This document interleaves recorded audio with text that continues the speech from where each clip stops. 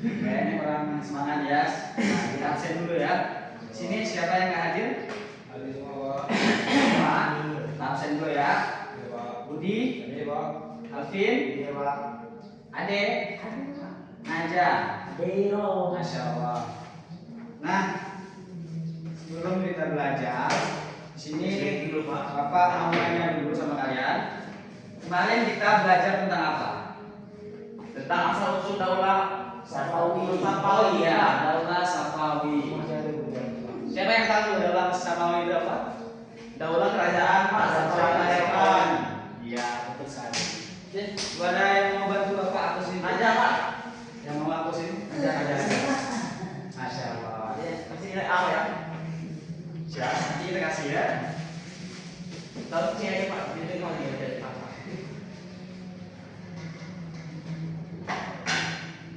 Mau Pak. Nah, anak-anak, hari ini kita akan membahas tentang strategi dakwah Islam di Indonesia.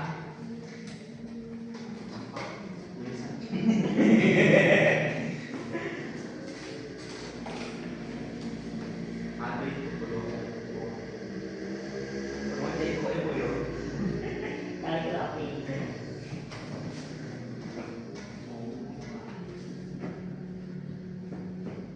Jadi ini ya, nampak anak? Nampak? Nampak. Kalau tulisannya ini mau Pak dulu cita-citanya mau jadi dokter. Nah, siapa yang tahu apa itu strategi dakwah Islam di Indonesia? Kira-kira di bayangan kalian apa itu? Perdagangan. Masya Allah. Perdagangan. Betul sekali. Ada yang lain tahu?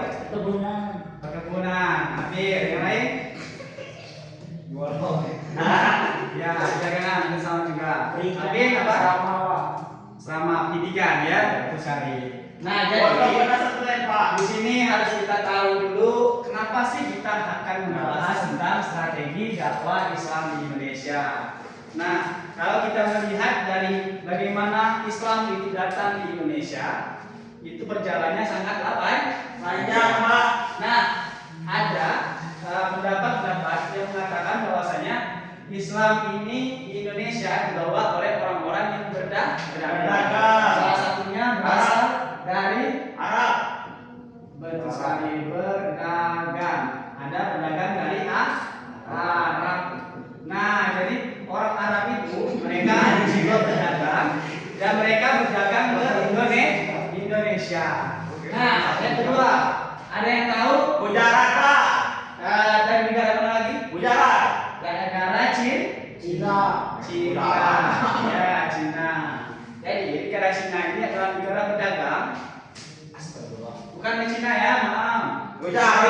Woi, Bapak kok Gujarat. India. India, Ya, sekali.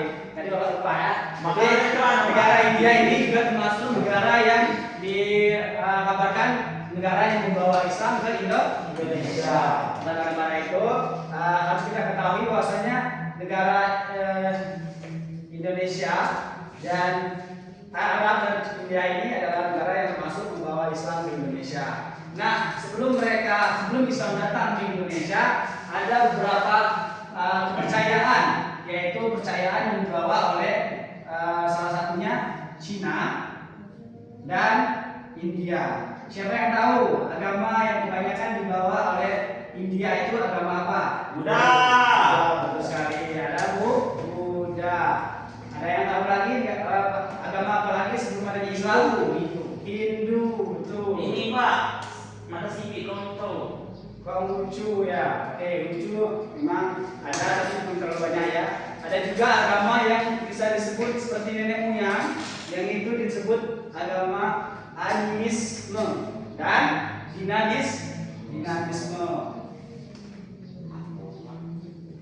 Nah, betul sekali. Oh iya betul Pak. Siapa yang tahu animisme itu apa? Animisme. Siapa yang tahu? Tadi ngaji. Oke, mungkin ada lagi jatuh cinta ya. Ya, Oke, betul. yang kedua. ini. Dinamisme ada yang tahu? Nanti Bapak jelaskan ya. Jadi maksud dari anisme artinya percaya akan benda, baik itu benda hidup ataupun benda mati. Sedangkan dinamisme adalah setiap benda yang menimbulkan yang dibentuk itu adalah benda yang bisa disebut mempunyai aura gaib. Jadi mereka bisa disebut percaya akan hal-hal ini. Pak, bertanya, apa? Ada nggak ini agama Sindiisme? Hinduisme mungkin namanya Sindi, ya, mungkin ada. Nanti kita cari ya. Nah, ini termasuk agama-agama yang sudah ada sebelum Islam datang ke Indonesia. Nah, jadi kita harus berbangga diri karena Islam sekarang sudah banyak di Indonesia. Kita lanjut yang kedua, tadi perdagangan. Yang kedua tadi ada yang bilang apa? Jadi ketika orang Arab, orang Cina ataupun orang India datang ke Indonesia, mereka menikah. Jadi bisa disebut melalui apa ini? Perkawinan. Perkawinan. Menikah dulu Pak, baru kawin. Perkawinan atau pernikahan. Jadi ini adalah suatu cara untuk mereka menyebarluaskan agama Islam di Indonesia. Karena ketika mereka menjadikan dakwahnya itu melalui istrinya ataupun suaminya, maka mereka akan bisa menyebarkan agama tersebut dengan mudah. Misalkan istri, misalnya istrinya, ketika istrinya bisa dinikahi, seorang perempuan tersebut bisa dinikahi, maka keluarga istrinya ikut, sukunya ikut, dan anak-anaknya juga ikut jadi agama Islam. Begitu. Lanjut ya. Yang seterusnya itu ada tentang kira-kira kalau ada seorang raja yang menjadi seorang Islam itu berarti melalui apa itu kekuasaan. Iya, kekuasaan atau politik. Nah, politik ini adalah salah satu cara yang dilaksanakan oleh orang terdahulu untuk menyebarkan Islam. Dengan cara apa? Dengan cara menjadi seorang pemimpin dan mereka menyebarkan Islam tersebut. Ataupun mereka menikahi keluarga bangsawan atau keluarga kerajaan dan mereka menikahinya sehingga kerajaan tersebut pun menjadi kerajaan Islam. Nah, itu ada sedikit singkat dari keislaman atau strategi orang untuk memasukkan Islam. Dan masih banyak lagi, ada pendidikan, kesenian, tasawuf ataupun sebagainya. Dan tadi sudah dijelaskan juga kawan-kawan kita sebelumnya, ada wali songo dan sebagainya, itu menjelaskan strateginya melalui kesenian. Oke, lanjut. Di sini kita akan membahas bagaimana ketika kira-kira bayangan kalian, apakah kalian berpikir bahwasanya kenapa sih Islam itu sangat mudah sekali masuk ke negara Indonesia? Ada yang tahu? Tidak. Ada yang tahu? Tidak. Oke, kita jawab ya. Kenapa Islam sangat mudah datang ke Indonesia? Yang pertama itu karena adanya Islam itu bersifat terbuka. Ya, mereka terbuka, tidak tertutup, tidak merahasiakan akan sesuatu pengajarannya atau syariat-syariatnya. Yang kedua, ada yang tahu apa? Dilakukan secara damai. Jadi Islam itu disebarkan dengan cara damai atau dengan hati yang lapang sehingga orang mudah untuk ikut atau mereka bahagia ketika masuk Islam. Yang seterusnya, tidak diskriminasi atau tidak dengan cara kekerasan atau tidak mengganggu orang-orang yang tidak Islam. Ya, jadi mereka menghargai agama-agama lain sehingga mereka tertarik. Dan seterusnya adanya kesederhanaan yang menyentuh sosial. Jadi ketika sosialnya itu kuat dalam Islam, maka orang pun tertarik. Contohnya ada zakat dan ada kebersamaan, dan itu diajarkan di dalam Islam. Nah, anak-anak, ini kita bakalan belajar bagaimana sih strategi tersebut. Nah, di sini Bapak punya materi yang harus kalian jawab. Tapi sebelumnya kita bakalan kayaknya lagi capek ya, kita berdiri dulu sebentar. Bapak, tanya.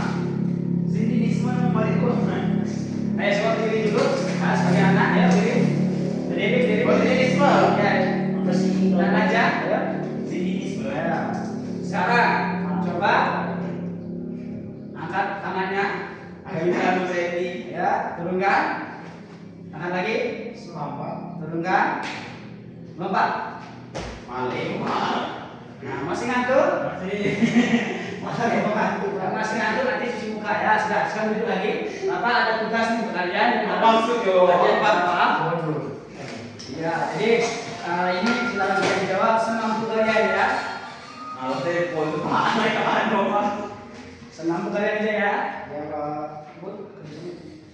Nah, ketika kalian sudah menjawab pertanyaan tersebut, maka kalian kita akan diskusikan.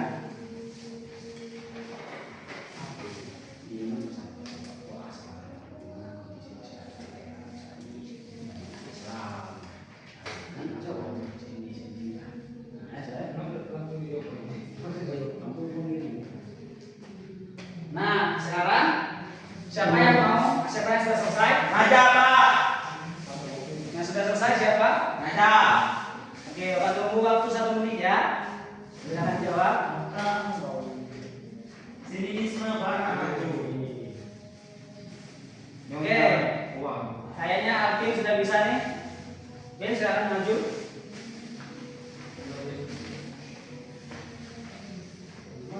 Pak ini. Pak Mandi, Pak. Ini ada mulai Zionisme.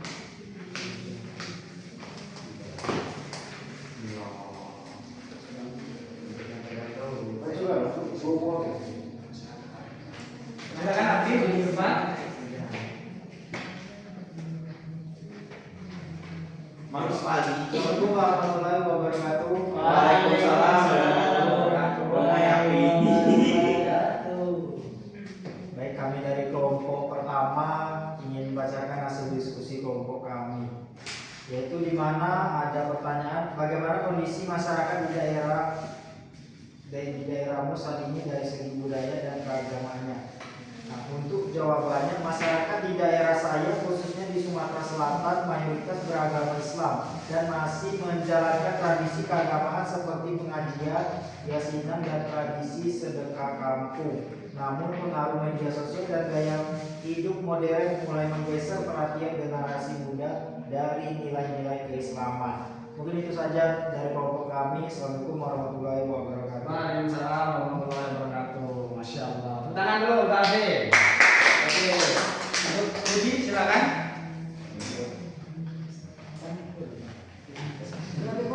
Oke. Nah, ya, kelompok nih. Ini kelompok 2, ini kelompok 3 ya.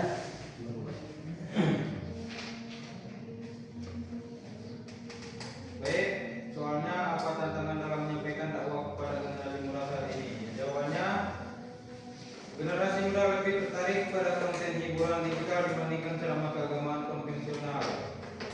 Mereka juga cenderung skeptis terhadap ceramah yang bersifat mengurangi kurang relevan dengan realitas kehidupan mereka sehari-hari. Itu jawaban nomor 2 dari kami, Pak. Dan terima kasih. Masya Allah. Tepuk tangan beliau.